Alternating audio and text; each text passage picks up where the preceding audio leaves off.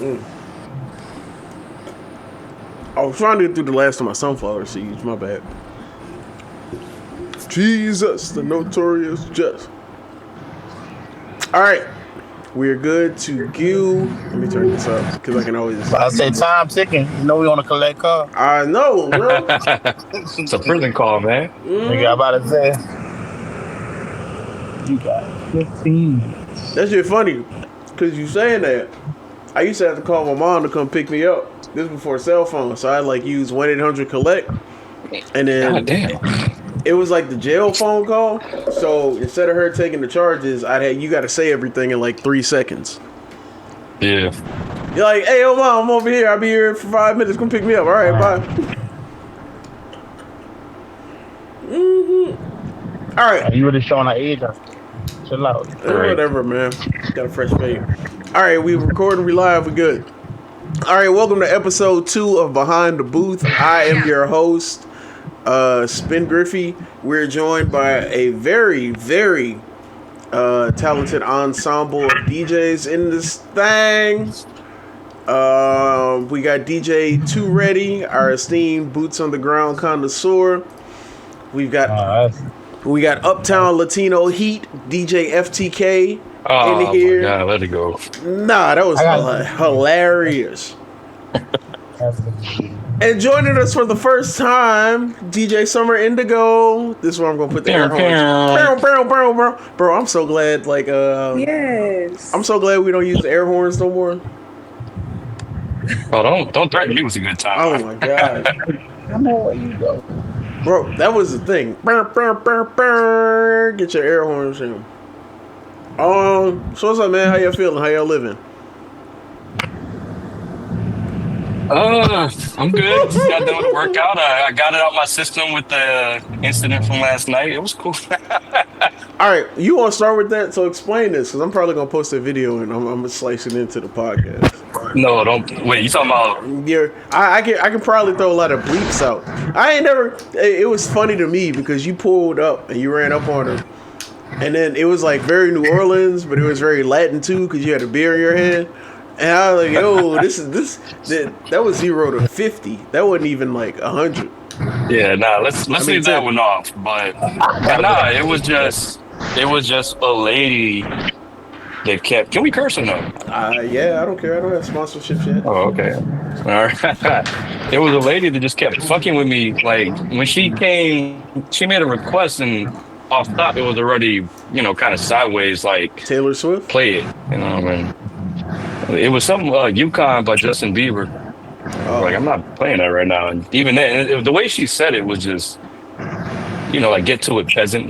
Like she picked me up from Home Depot or something.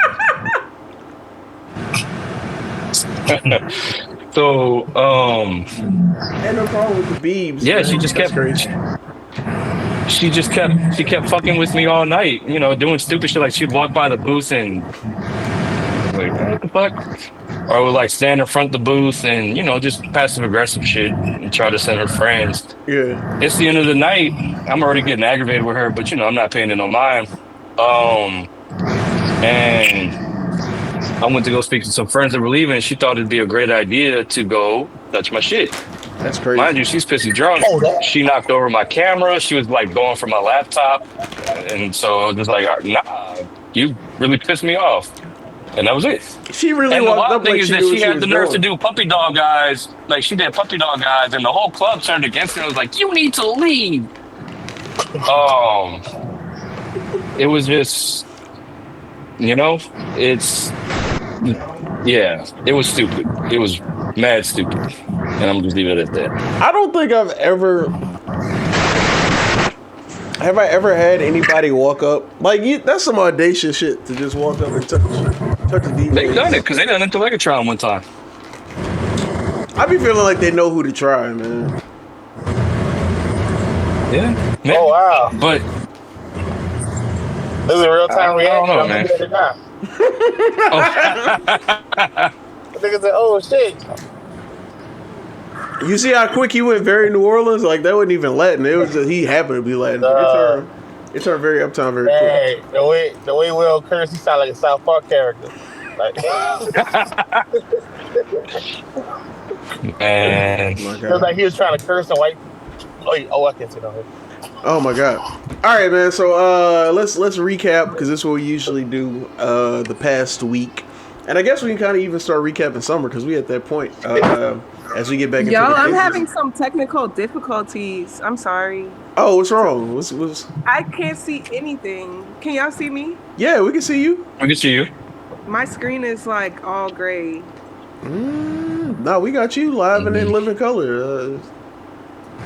Dang. Okay, I'm gonna just keep trying.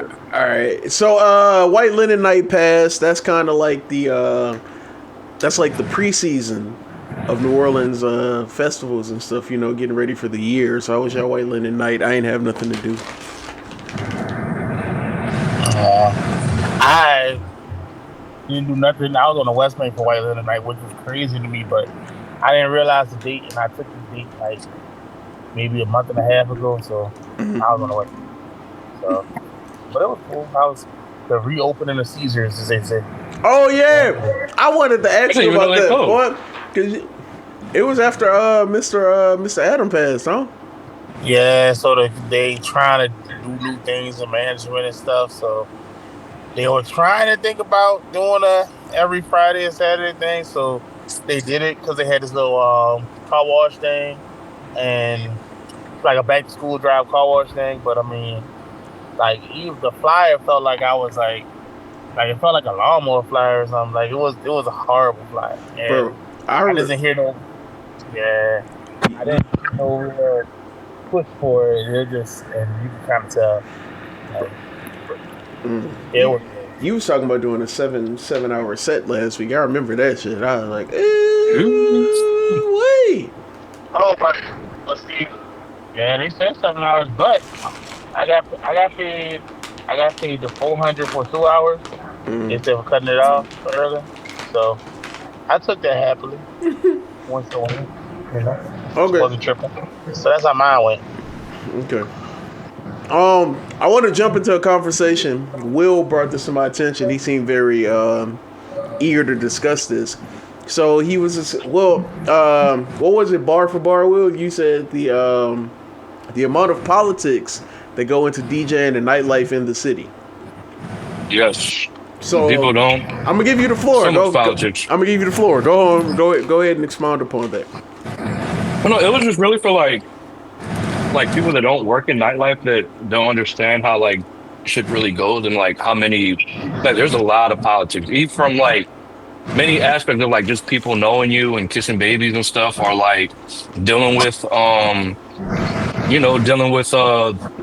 club owners and promoters and they whole thing and they drama and or just navigating all of that, like navigating nightlife, like working in it and making money off of it. It is insane. Like just the wheeling and dealing, the backdoor negotiations, nepotism, I mean all the things. It's a lot of politics and even sometimes a little drama. So, I guess I'll open the floor to everybody else. What did you guys experience, I guess, with the politics in nightlife? I would say I think that's right. You gotta mute that, baby. I can't do it. But somebody got an AC blowing. There we go. Summer, what you were saying?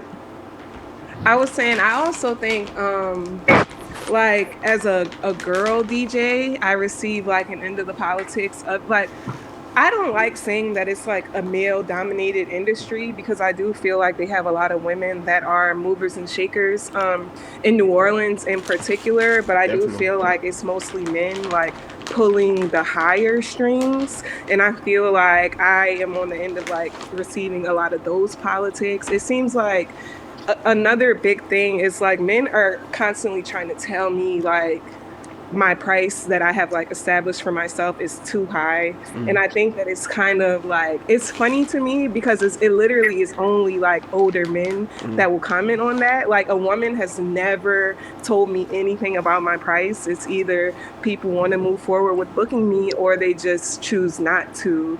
But I do think that that has a lot to do with, like, I guess by me being the only girl on today's episode, I can speak for that side of things as well. And as that is, because you've been DJing less than 5 years, somewhere around 5 years, something like that? Yeah, less than 5 years, but I was actually a curator before I was a DJ. So I had already been like throwing events and, you know, organizing events for 2 years before I started DJing. So I've been DJing for 2 years and been event curating for 2 years. So I've been in the industry for about 5 years. Okay, so how does that? Because I guess in a way you kind of coming in as like doubly down, you know, kind of like on the end, and like people look at it as like, well, you don't have the experience, or you don't have the amount of time, and you're a woman in the field, and like you said, New Orleans is kind of like one of the few cities where like the women are actually probably dominating the DJ field right now. So what is that like as somebody who, you know, you've got the experience, you just don't have probably the amount of years compared to others? Yeah, I definitely think that plays a big role in it. But like I said, I also take into account that I was curating events before I started DJing. So it's like people will bring me on as a promoter, you know, just to promote events. And I would get paid, you know, more as a promoter than what people think I'm worth as a DJ. Yeah. So I keep that in the back of my head, like remembering like what I was making when I was just promoting flyers compared to like, you know, promoting and curating the music. So that is a big thing. And I was also going to say, there was another point I wanted to make. Okay, well, can I ask you a question? As somebody who curated prior to becoming an actual DJ, how did that change your perspective on things, going from the promotion side to being the talent? I will say that I kind of already had the perspective as a promoter of how important the DJ is, and that's what brought me to learning how to DJ. It literally was the first, well, not the first party, because I have my event Summer After Dark. It was the first Summer After Dark. I was already doing events before Summer After Dark, but the first ever Summer After Dark is when I realized that I needed to learn how to DJ, because, you know, as a curator, as a promoter, I was able to meet like a lot of wonderful DJs even before I started. I was already pretty to the community, of course, but I was having a hard time like getting somebody that could like pull it out of my brain, like, you know, like the vision that I had for like what I wanted to curate. Right. I was having a hard time like finding somebody else to bring that vision to life. So I decided that I needed to bring it to life myself. So as a promoter, I kind of already knew like how much the DJ is controlling your party, and that's what I wanted to touch on earlier. I kind of do get frustrated when people like to, you know, tell you about your price, because I've been on both sides of things, and I've never been in a position where like I had a sponsorship or like somebody paying for talent for me. I've always paid for my own talent, and I've paid people timely and the full amount. So, you know, I just like having that same respect given back to me when I'm the talent. So, you know, I think that's another reason why I kind of hold myself to a certain standard, because I've been on both sides. And I think that is a good segue, especially with all four of us here. The aspect now, because going into it now, is that I feel like a lot of the DJs have established themselves well enough to where they cut out the middleman, which is the middleman is usually the promoter. So, you know, again, the floor is open on how everybody has taken on that role, because, you know, it adds another feather in the cap. But do you prefer being basically the promoter and the talent? Would you prefer to be booked? What are some things you've had to navigate as somebody who throws these events compared to just showing up and playing as a talent? Um, so I'll say that the reason why I started getting booked was I started throwing my own events anyway, because it wasn't like I was just gonna get booked off know how I'm cool with these people or that people. Now it was me throwing events, somebody coming to see that event and being like, well, hey, let me come do this. So my first event was to be in the promoter side. And I think that as a DJ, for the most part, you still got to be a promotion, because if you're not bringing nobody in, honestly, you're not going to really get hired back. You got to be bringing some people in. You have to have some type of, and that's really easy if you're doing your job right. People are going to want to follow you. So I think that's a part of the promotion side anyway. As far as the payment goes and stuff like that, it depends on it depends on the team around you, because I've done it with other DJs where it's helpful. I've done it with some other DJs where I felt like it was maybe lackluster on one side to the other. So that's the thing. I feel like to do it right, you need the right partners.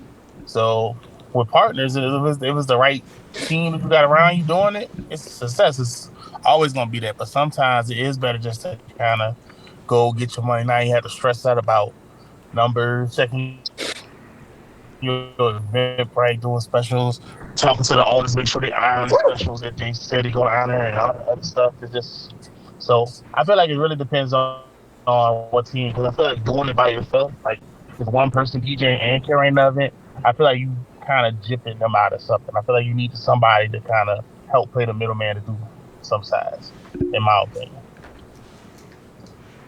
I think that it is definitely a lot less nerve-wracking when you have like a team of people backing you up, and it gives you like more of a peace of mind. But I have done a lot of like independently produced events, and when it comes to me just doing things by myself, I try and be just very strategic about like, when I'm doing things, what else I'm hearing that's going on, just intentional about like how I foresee the event coming to life, because at the end of the day, it is still going to be a gamble, and it can be very stressful when you're doing it by yourself. But if it hits, then you might be straight on, your rent for the next couple months. Like if you do, if it hits accordingly, but it's just no way to know, it's a gamble. So, it is pretty nerve wracking, but I'm not going to say it don't be worth it, FTK? What was the question one more time? I blanked out. Like, do you prefer to be booked as a DJ, or like, do you like doing your own thing and producing your own events, or would you rather like just be booked all the time DJing? I like doing my own events just off the strength that it's more creative control. Like I feel like I can manage people's expectation when they come in. And so it's like, oh, I really get to do whatever I want. Like there's some gigs that like get a pass, like Night Bloom, the Ace Hotel, when that was still a thing. Addis is pretty tight. But like a lot of other gigs I do feel like I have to like kind of read the room and just try to follow what was set by, whoever. I mean, granted, like throwing events is like a pain in the ass and way more hands-on, but I do think it's also the more gratifying event. Okay. I'll have to, yeah. I think my experience has been that Bad? I don't want to say bad. I think that just like the type of person I am, like I don't like I feel like if you get booked for certain things and people have expectations placed upon you, and a lot of those times from what I've been through, those things might not align with like the type of DJ I am, or like the type of events I want to throw. And then I think a lot of it was just like, honestly, when I started, like it was a bunch of promoters that shouldn't have been promoting, and then like you get gypped at the end of the night, and it always turns into some bullshit. Yeah, it's always some shit of, well, the party didn't do what I think the party was gonna do, so can you take later? Nah, nigga, this is the amount This is the amount we agreed upon. This is what I am taking. Right. So then it turns into, well, I can't pay you all a night. I'm gonna have to get you in like 4 or 5 days, and then like you having to chase people down for your money. And like me, I'm just rather, if I got to eat an L, I'd rather eat that L that night and not have to worry about the shit 4 days later, as compared Right. to like, and I think especially more so once I went full time, it definitely turns into like a, yo, no, this is the money that's paying bills, fam. So like, I've already told, like, you telling me you gonna pay me on the 17th. I told Verizon I was paying them on the 13th. Like, now I got an overdraft fee because you didn't pay me on time because you didn't make what you thought. And it was just like going back and forth and dealing with people like that. And it was like, bro, most of the gigs I do now, if somebody books me, you got to put something down ahead of time.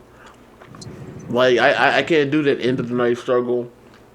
I'm not trying to sit here to like 2-3 while you pay everybody else who you feel is more important than the person that actually like rocked the party. And I'm just kind of like throwing my own stuff, man. Like, to me, I think I got to a point of like,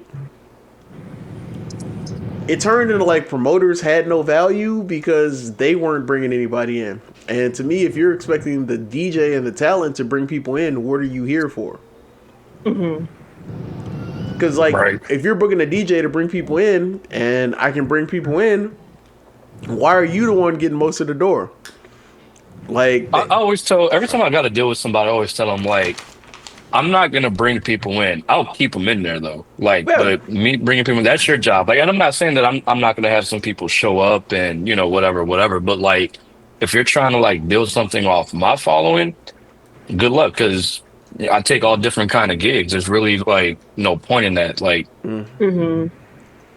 Yeah, I had to come to that realization as a DJ myself, because I remember I booked a DJ I'm actually really close to. Before I started DJing and I was just curating, I booked somebody that I like looked up to at the time. We have a very good relationship now, and it was for like a big amount, you know, and I paid the full amount. And I realized that they never had like posted my flyer, and that was kind of like triggering to me. And I called this person, like, you know, like, what are you doing? Like, please post the flyer. And they posted it for me, which I do appreciate. But now that I'm a DJ, I don't post every flyer because, like I said, I once was a promoter, and now me just being a DJ, it's like I feel like we should be further accommodated if you want me to do my job that I'm, you know, agreeing to, but also filling out the place. Right. I feel like it should be like, you know, a separate kind of package if that's what you're looking for. Right. And I think a lot of promoters look at it as like, hey, you're like they want you to promote just as hard as they do, or you should be promoting and talking about this party every day. And it's like, bro, I'm not the promoter. I'm showing up.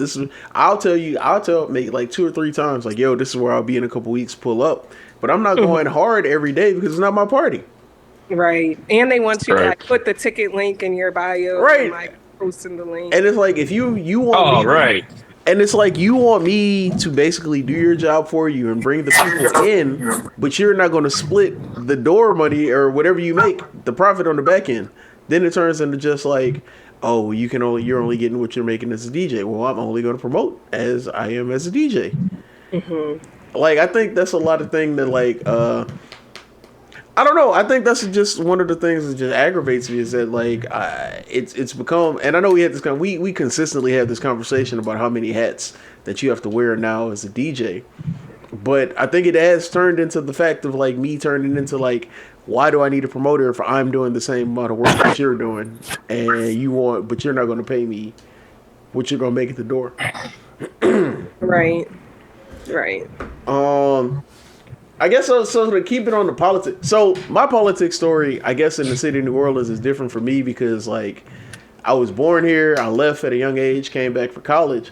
So it was always, and I tell the story often, but like when I first came back, somebody asked me like what school you went to, and I was like, Dillard, and they looked at me funny. And it's like it's been one of the biggest struggles has been like I wasn't knee house to tree house with like people here, so like I don't have that connection of like I went to high school with somebody or like, you know, we grew up all together, and I don't know if that has been a deterrent in a lot of things. I don't know if like I think that matters a lot, you know, like actually growing up in the city, even though I came often, but I just didn't have those experiences of saying like what high school I went to.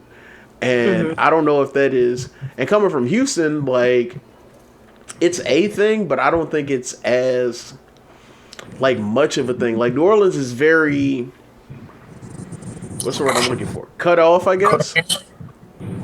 Like they're very protective of their things, of their city. Like you kind of got to be like, you know, from the minute you touch down on Earth, you got to be New Orleans to the bone.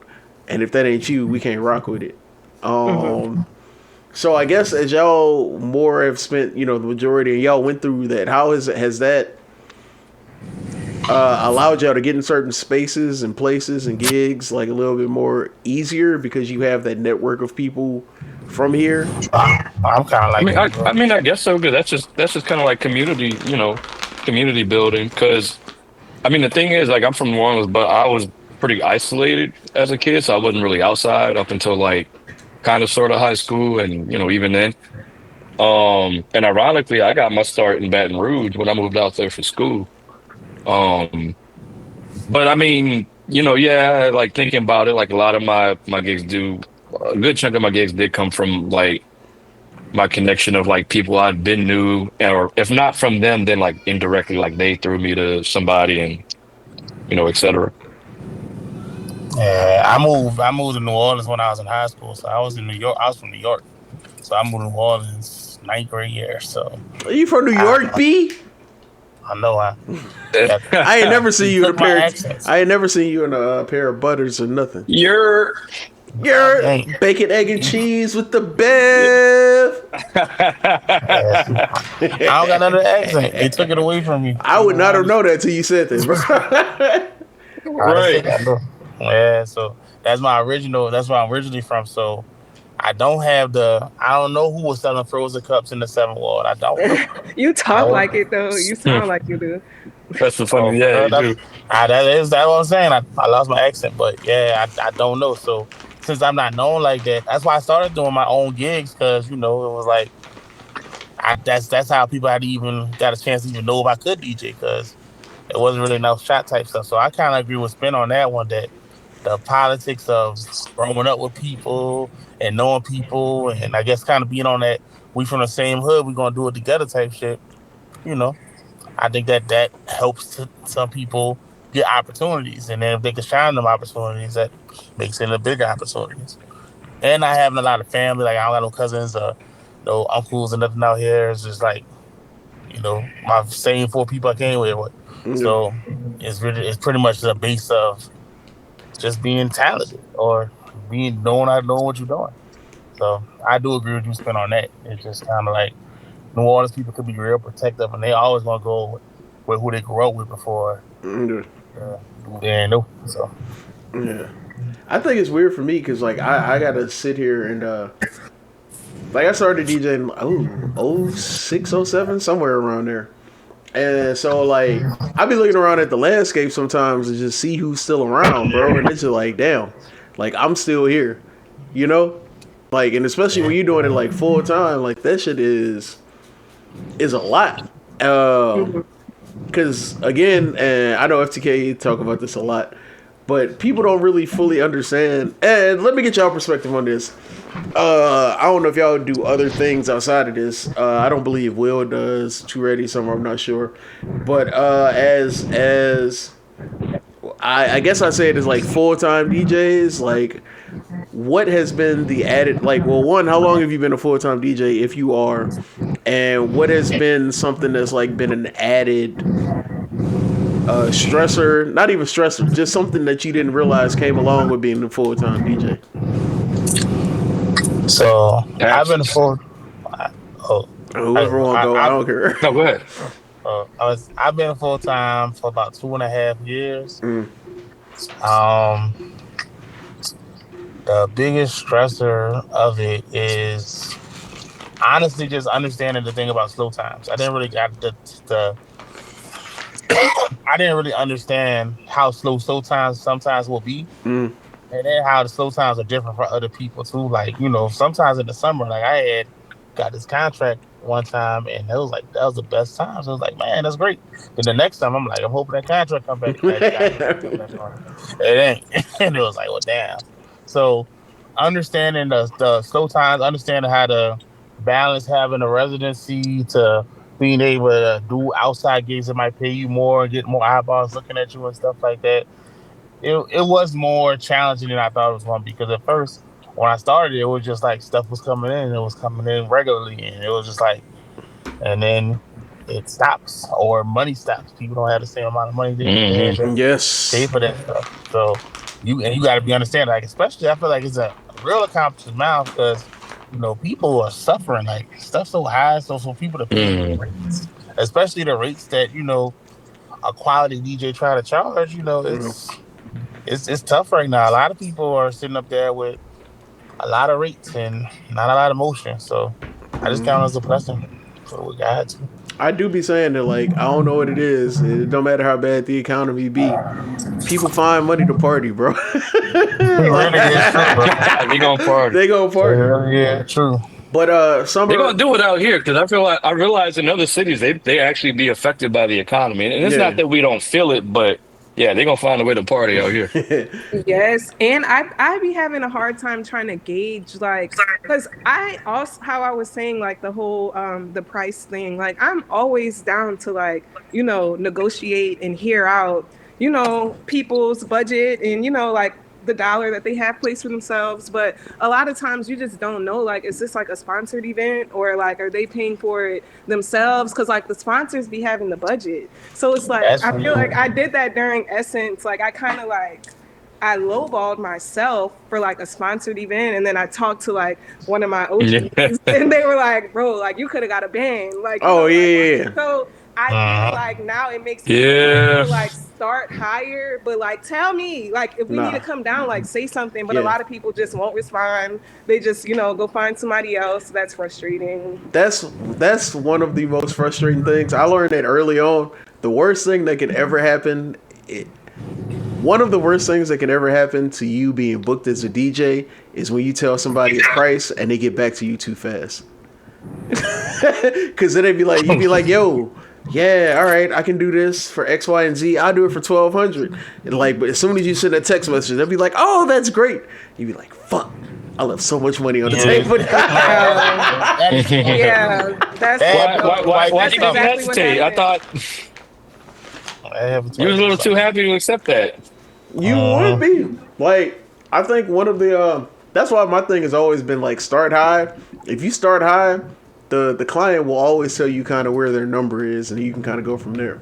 Man, some people literally won't open the message. Yeah. Like, they won't even respond. I disagree with that one, bro. Like, if you say a price and that price is beyond a price, it's definitely a left on red type situation. Mm-hmm. Which, I mean, especially if you don't know. It is sometimes, but then sometimes that also is like a blessing in disguise, because you probably didn't need to take that gig. Like, to me, I feel like once you hit a I mean, it depends on why you're DJing as well, but I think once you hit a certain point of like, you at least know what your minimum is.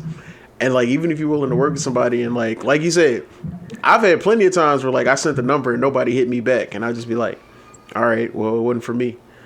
Like, I think one of the things I used to do was like as soon as somebody hit me up for a gig, I automatically started counting that money in my bank account before we even got it was like, okay, they hit me up. All right, this is the number I'm gonna do. But then it's also like, once you get to some of these gigs, bro, like, one of the things I hate is booking gigs in advance, especially when they pay the whole thing ahead of time, because now I feel like I'm working for free when I show up. Free, yeah. Oh, I done been bamboozled. Like, fuck. Bruh. It was like, especially if they paid you like 2 or 3 months prior, and it was like, fuck. I had somebody pay me a year out. I'm still mad about that. A year out? A year. It was a Rudy School. They said they got the budget, and before they do the budget on anything else, they want to pay. And it was literally 10 months out. You know how much I forgot about that money, and how I was booked 2 times, and then I was like, oh, they called me the day before, like, hey, gonna see you tomorrow. I'm like, But that's like my thing where that's like my thing where like weddings and corporate gigs, like you get taxed a little bit more, especially like if you booking me at least 4 months in advance. Cause now I gotta tell bro, you know how many times I've booked a gig in advance and then maybe 3 months later somebody hit me up for the same night and they offered me more money than what I was getting paid. And you'd be like, fuck. Yeah. Yeah. Wait, question. Look, I know. Oh, what's up? I'm about to say, I got a question. I know I ain't the media if I had a question for people who do, because I think this is a conversation too. So, if y'all are booked for a gig, right? Mm-hmm. Do y'all have it like in y'all contract or something where it's possible for y'all to have somebody else catch your gig? Like, how does that go for y'all in y'all situation? No. As Have far as somebody else what? Like having fill in? people to fill in.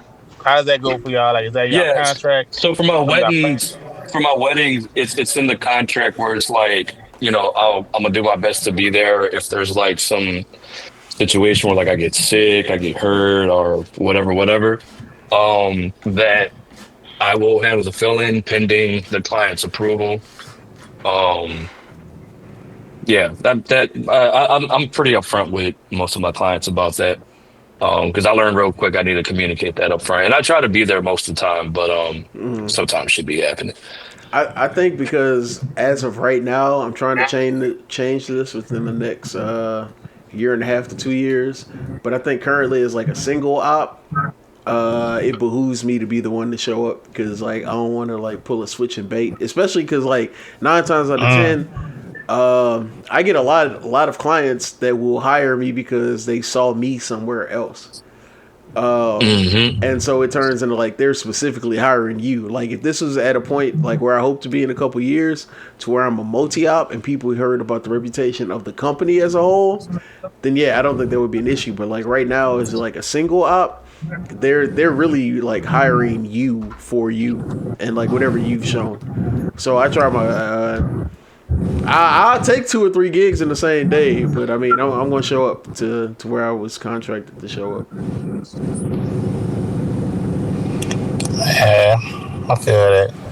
I ain't gonna lie, that's something I've been working to see because, no lie, as gigs done got better, I kind of do feel you on that because having the people have the expectation of seeing you because they paying you the type of money they paying you. Right. So, and then understandable of that. Yeah, because then it also turns into a thing of like, like if you, and I'm just saying this, but like, if it was like Too Ready Entertainment, then it was like, all right, we're booking like Too Ready Entertainment, but it was like, nah, we're specifically booking Too Ready.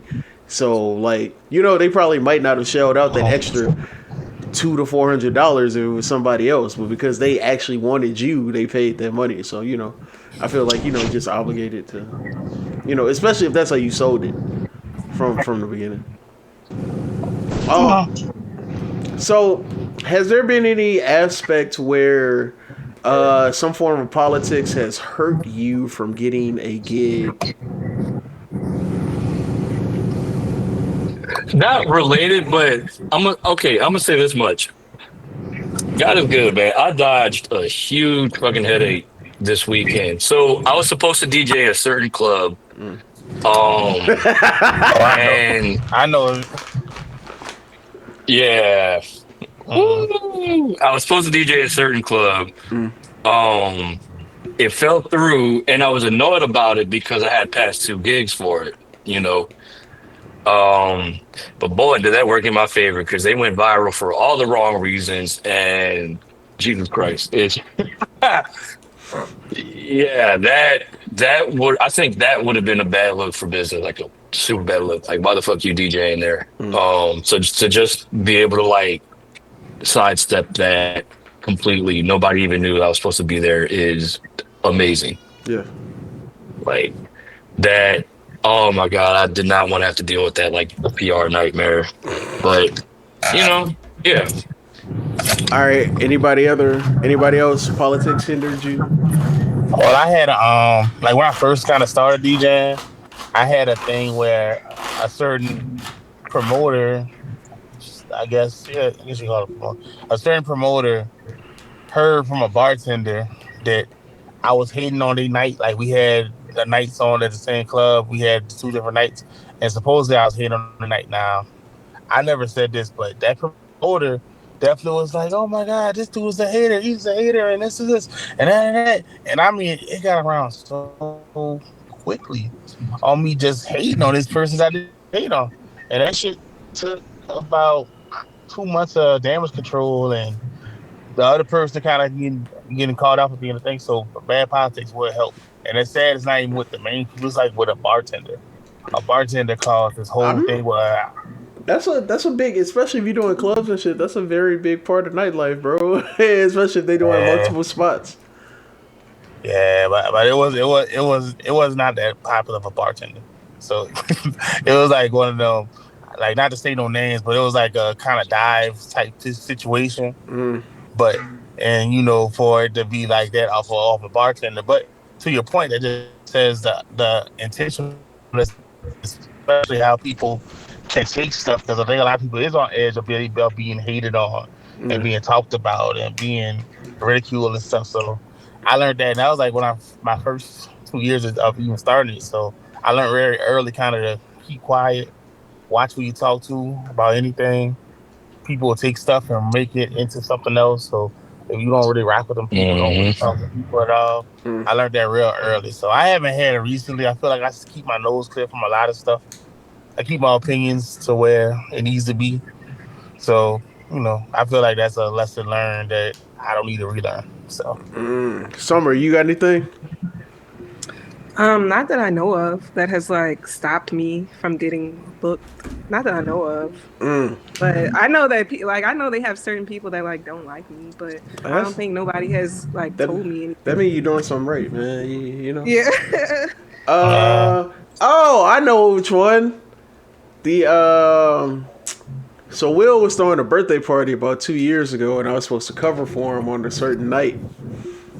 And I met Will at the time. They were doing open decks at Valentina's on a Wednesday. So I go up to Will, and I was like, "Yo, we still good for me?" I was like, "Yo, we still good for?" I was like, "Yo, you still good for me to cover for you on this night?" And he was like, "Oh, what you talking about?" And I was like, "Oh, you said you're throwing your birthday party, but you wanted me to cover for you for this night." And then Will was like, "Oh yeah. Well, the owner said something happened, and like all of a sudden, he told everybody in the establishment not to book you to cover for any of their nights." And I was like, "Oh, okay." Oh wow. Yeah, so I got blackballed. Yeah, from, like, the I hate establishment. that I had to be the one to like. It felt like I fired me, even though that wasn't my like. It was just like, why the fuck? Why is no one communicating with Spin on this? So that was. And it had kind of got to a point of where like that, where how things were going in that kind of establishment. And it was, and now they don't exist. Yeah, so it was like top level was fucking up everything because like mid level was trying to get things done, but if the king ain't there to knight you, then it couldn't get done. Right. I don't know. I mean, I think one of my things is like I'm not an authority guy. I don't really like authority. And yeah, so I think not being from here and not being like very I don't know if palatable is the word, but I'm not everybody's cup of tea. And I'm also quick to say, like, go fuck yourself. What is the zodiac? Who, me? I'm a Scorpio. Okay. Yeah. I'm a Scorpio moon. I have similar tendencies myself. But like, I feel I'm also very quick to tell somebody to go fuck themselves, like, like without hesitation. It's worked for me. It hasn't worked for me, but I feel like very true to self. I don't think I've lost out on anything that way. Oh no, I think that's kind of what I want to teach the youth, man. Like, it's okay. I just want people to like trust in themselves and believe in themselves, because there's no point of how you chose, especially if you're doing it full time. Like, you got to take your lumps or whatever, man, but you also got to stand up for yourself. Like, you can't be like getting little boy, little girl around by like some of these promoters who think that like they the hot shit. I agree. Yeah. And I ain't gonna lie, I guess now that I think about it, as I thought about it, like I think there's a lot of club owners that don't really have promoters, so it is getting the middleman cut. Because I'm like regularly Yeah. promoter wise, I'm not really. I'm dealing with owners for the most part. It ain't. For me, I don't know about anybody else, but we is more owners than promoters. We kind of hit a point to where like promoters. It's already kind of to my knowledge, it's the big promoters in the city right now are the same promoters that were doing things 15, 20 years ago. Like there hasn't been Larry is probably like the only one, but Larry was still like 15 years ago. So it hasn't really been anybody in the last 8 to 12 years that's kind of just pulled out and made a name for themselves. I can't say it because Freewater is like Freewater is like a collective. So the funny thing is though that we got DJs throwing parties now. I would say in the last whatever amount of time, and that's been like a good look. I think that's exactly what the city needed. Yeah, like Set the Flow, Ascendance. Set the Flow. I know there's more parties. I can't think of it. But Where My Girls At? Summer After Dark. Summer After Dark. Fucking Energy. They just started. Yeah. Just Gems. Just Gems. 1-800 Fiendin'. Lipstick Nola just started. Event Addicts been out here. Like, and the enthusiasm behind those parties are like insane. Like it's yeah. But I think it kind of it goes kind of more so to show that there are promoters out here. I guess Freewater's more of a collective than like party promoters, and even the things I see promoted are like other brands who do something very well and they decide to just throw a party. Like Loyalty Club throws their party.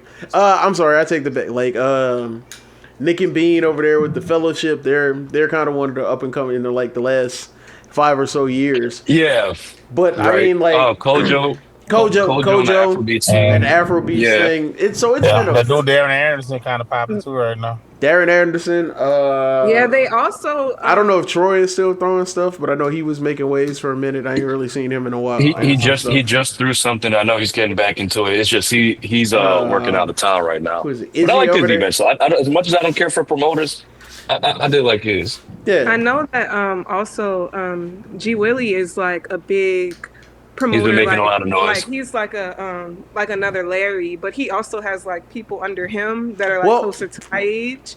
Well, he been doing it for. That's also what I was about to say. That like I don't count Greg because Greg was doing shit when I was in college. So like but see, he has like people coming up. I don't know if you've heard of like T Love and Mario Anthony. Like he has promoters coming up him, and they're like a little bit closer to my age. But I think that they.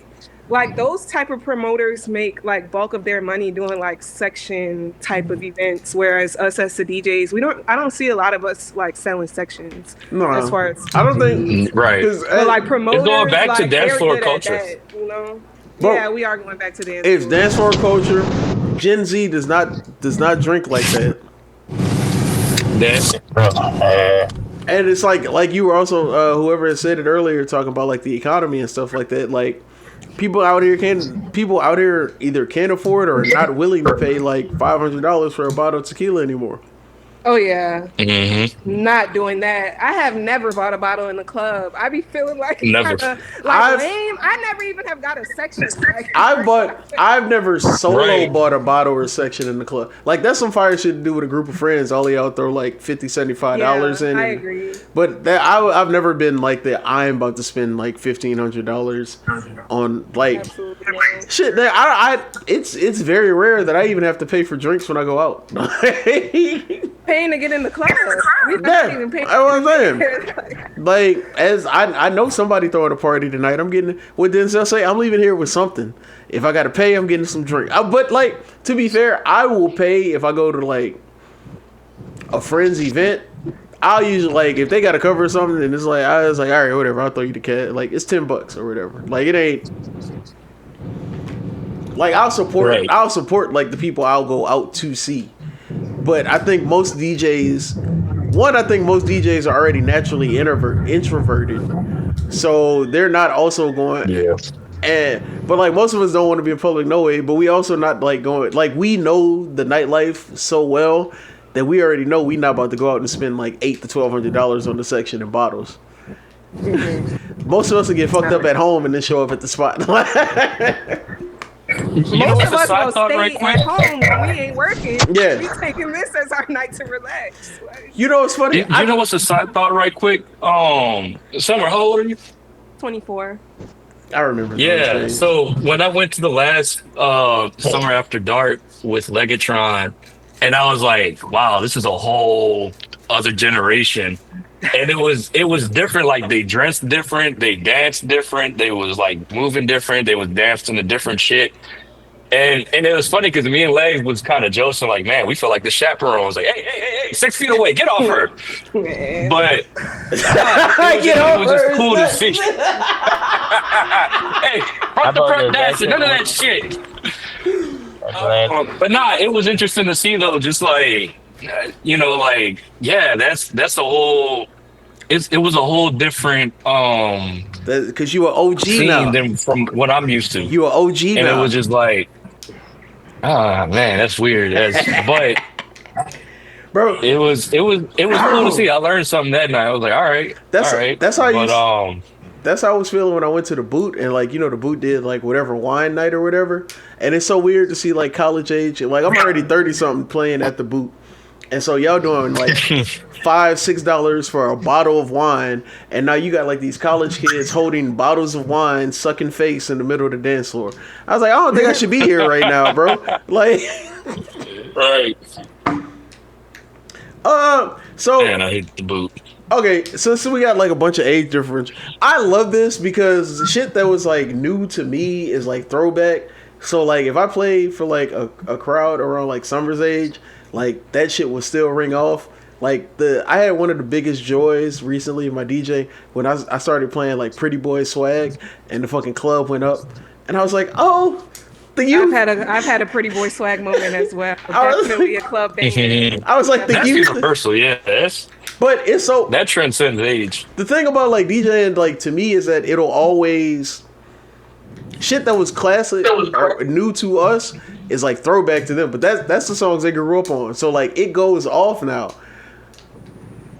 All that Waka Flocka, anything. Everything, Waka Flocka, bro. Like make no the party hand. go up. Like it's so, and that's throwback to them. Yeah, and like it makes you feel a little bit old when it was like, no hand. Remember, you got to get on the mic. Remember when No Hands came out, and you sit there like, damn, No Hands was 15 years ago. But they go up to that.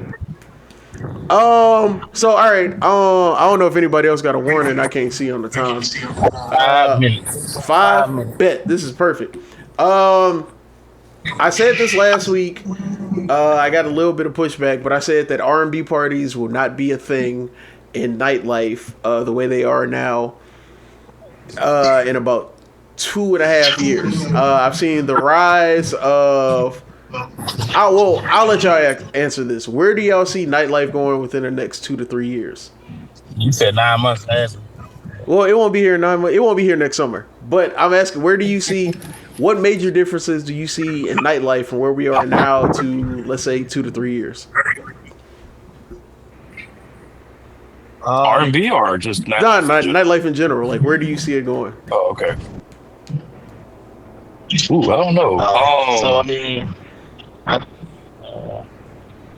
well, for starters, things though, I feel like. Go ahead. No, I was gonna say, I feel like for starters, it's hard to tell because I feel like we're going through a shift right now with like our venues because we lost like some historic shit. We kind of got like some new stuff popping off, like who's a more recent spot? Night Bloom. There's a couple other spots. I can't think of names right now, but at the same time, we lost the Den. I know Gossip's back, but we just got them back. I know Hi-Ho's kind of back in its new form. We lost the Ace Hotel, which sucks. So that was like one of my favorite spots. We back though. Shout out, I don't Bryce. know. It really depends on the venue because the thing is like there can't be a nightlife if we don't have spaces to begin with. Mm-hmm. And right now, for the most part, there's like the nightlife for the sections and shit like that, and where the promoters come and take over. But then just for like nightlife outside of dive bars, I feel like we're kind of running out of, at the moment, we're running out of venues to do shit. And so the few that we have, like you gotta get them in advance or like, I don't know. I really just think it depends on our spaces, and I think we're really running out of a lot of spaces. Like that's why ads started doing their thing. That was their whole intention, and that's been great. But even then, like it's really hard to find a place to throw something. Summer. I want to hear, especially with you being the youngest. So, like, where do you see nightlife going in the next couple of years? As one of the leaders of the new school. I Three? see. I don't want to say. I feel like it's hard to tell, but I feel like maybe we may go into we may like draw back on booking so many DJs on a lineup. Thank God. Yeah, I saw a video of Raj Smooth basically saying that DJs don't really build the party up anymore how they used to back in the day, because we be having 4 or 5 DJs on the lineup. Everybody has like an hour segment, but that kind of can be like costly too. I feel like that can be like an expense to cut back. Like we are DJs, and then because like we fuck with our peers, it's like we want to put them on our stuff when we really are capable of doing it ourselves. So I mean, I do think that like having a full lineup is cool, but I don't know like how long lasting that will be. Less than a minute. Wait, you said something? Less than a minute, and then they're gonna cut us. The click call up. Have Cafe Istanbul. Don't forget, if y'all ever need like a way in Cafe Istanbul, hit me up. I got y'all. All right, Okay. Need that. Make it quick. I'm an Element tomorrow. Come see me. All right. Behind the Booth, episode 2. Appreciate my guests for coming through. We'll be back in a week. I'll put everybody's stuff in the bio. Appreciate y'all. Hallelujah. Holla back. Peace. You're Peace.